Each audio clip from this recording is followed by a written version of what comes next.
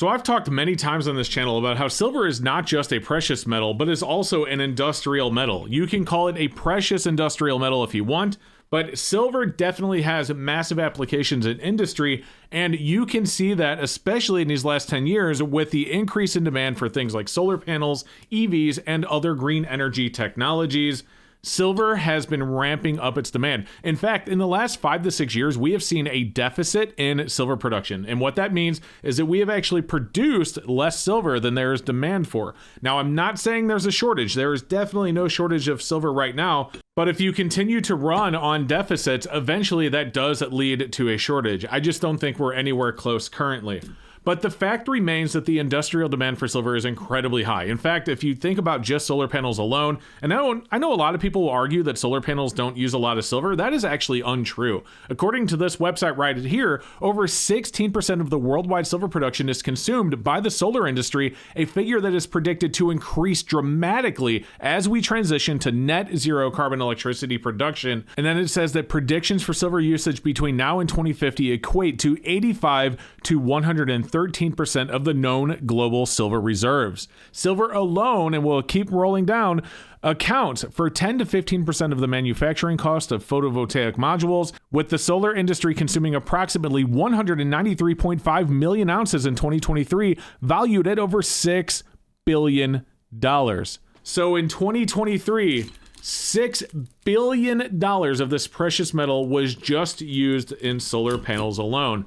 And what does that mean? Well, that means the industries that demand the silver for those technologies want the price to stay cheap.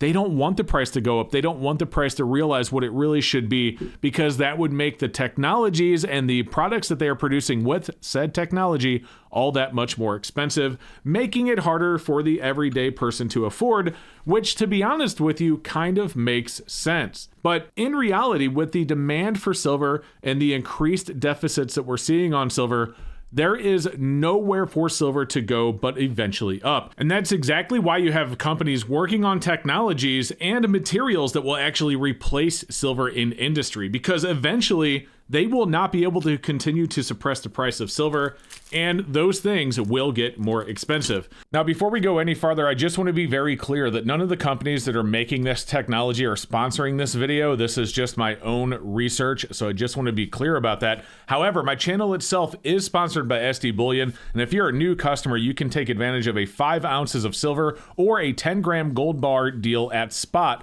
by going to sdbullion.com/new. And also, if you want to learn more about gold and silver, don't forget to go below and make sure you're subscribed. So I want to show you a couple of snippets from this article right here. And no, we're not going to read you the whole article. We don't do that here. We don't bore you to death, so don't go away. But right here it says, replacing silver in PV manufacturing with new graphene electrode technology. This company is developing graphene electrode technology to replace silver and other metals traditionally used in solar cell processing. Now, remember earlier I said that solar cells account for 16% of silver demand in industry, a pretty large percentage. So if that metal gets replaced with this technology, that's a pretty big hit to demand for silver in industry. And supposedly this technology will also replace silver in other industries as well. But just to show you what I'm talking about, it says this graphene material, which the company highlights offers chemical stability and cost effectiveness, is compatible with typical industry processes such as screen printing, doctor blading, and slot die coating processes. And then it says we're working on a solution that is similar to inkjet printing. Now, if we scroll down a little bit farther right here, it says the company is also participating in a 3-year silicon heterojunction solar cell fused project to enable the replacement of silver electrodes. Okay, so solar uses a lot of silver. As I said twice now, 16% of the industrial demand for silver is in solar, and that's a pretty large chunk. In fact, that's a big enough chunk that if all of that were to be replaced by graphene, and it's not going to happen overnight, maybe it won't happen at all. Who knows? Maybe the technology doesn't pan out. But if it were to happen overnight, that would cover the entire silver deficit that we are running right now. But solar isn't the only thing that's using a lot of silver right now. So on this channel for years, people said that EVs, because we had conversations about EVs in the past on live stream, so on and so forth, you know, there were people that claimed that the EVs used a full kilogram of silver per vehicle. That is 32.15 ounces. That's one of these huge bars right here. That is actually not true. So let's take a look at this article from Kinesis Money. It's titled How the Rise of Electric Vehicles is Reshaping the Silver Market for Investors. And I want to read one paragraph. We don't read whole articles, you guys know that, but I will look at this right here. This says, according to 2021 estimates, so this is even a couple of years old, by the Silver Institute, the average vehicle silver loadings for petrol or gasoline and diesel cars were estimated at 15 to 28 grams per vehicle. And this figure is rising on increasing electrical components such as driver alertness features and more complex infotainment systems. So this number is going up, not down, even in regular gas vehicles. In hybrid vehicles, because of the extra electronics, they use between 18 and 34 grams per vehicle, while battery electric vehicles are believed to consume between 25 and 50 grams. And again, all of these numbers are going up, not down. Now, as for how much silver is being used by the auto industry, a quick Google search will reveal that the automotive industry itself uses approximately 80 million ounces of silver annually, with projections suggesting this could increase to nearly 90 million by 2025.